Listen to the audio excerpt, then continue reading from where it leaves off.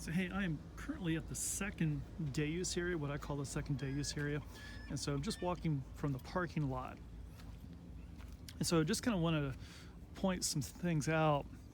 So last week I got into a clash with some other photographers, and one of the things that they had said is that tour guides, apparently they hate tour guides, will take groups of 20 people out here, some of which are in walkers. And I want you to look at this trail as we're going across here. 20 people out here to approach and look at bears.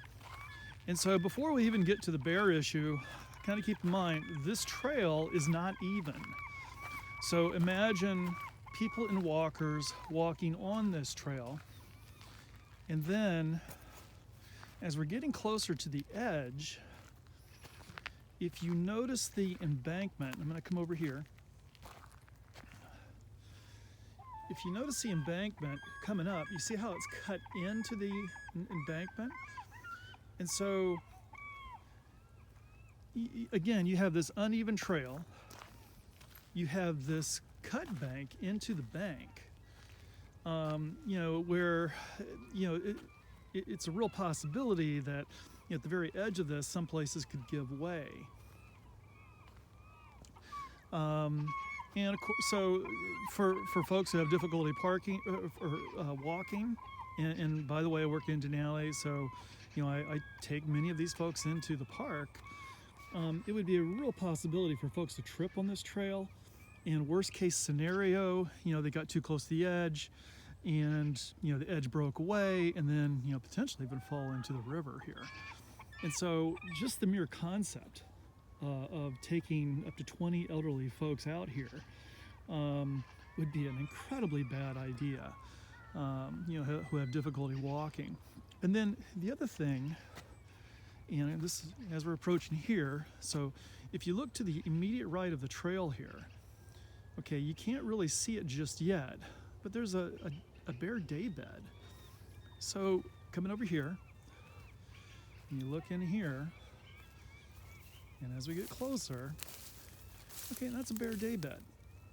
And so again, if you were bringing people in here, you wouldn't be able to see a bear lying down there until you got real close to it. Now, maybe it would just spook the bear, so you just interacted with the bear and caused it to spook, which is something we wouldn't definitely want to do. It could also lead to panic among your 20 or so people. And then the other thing that this photographer said is that the guides are coming in armed, with sidearms. Okay. So it just seems like the liability factor, if any of this was true, which I can't imagine it is, but if any of this is true, is that the liability factor would be incredibly high. And it would just be absolute insanity for any kind of tour group of that number of people to come out here. Not saying it doesn't happen, but it would just be absolute insanity if it did. And one of the things I've kind of discovered on this trip here in Kodiak, it's like entering another, landing on another planet in regards to bear etiquette. The etiquette that we have in Denali, that's on planet 1. This is some bizarre planet 2, where people not only approach bears closely, they whistle at them, they let their dogs run loose. I've seen 2 occasions where dogs have been barking at bears. The photographers that I just mentioned to you, one of which was talking super loudly, had her back turned to an adult female that was about 20-30 feet away as they were both walking upstream. This is towards the first day use area with the platform.